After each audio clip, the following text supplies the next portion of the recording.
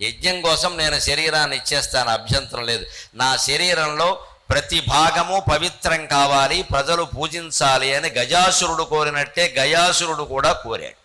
అప్పుడు ఆ శరీరాన్ని 3 భాగాలుగా ఖండించి దాంట్లో శిరోభాగాన్ని మనం గయాక్షేత్రం అంటారు. ఆప్తికాలు పెట్టేటప్పుడు గయాయాం పిండము సమర్పయామి, గయాయాం పిండము సమర్పయామి అంటారు. శిరోగయ అంటారు. శిరస్సు భాగం అక్కడ పడేలా ఒక దెబ్బ కొట్టారు.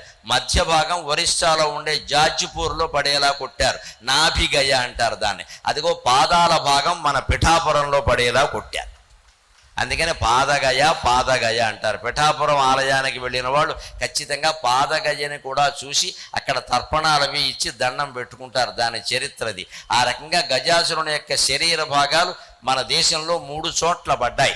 అందులో పాదభాగం పిఠాపురంలో పడింది. అందుకని పాదగయా క్షేత్రమైంది పిఠాపురం.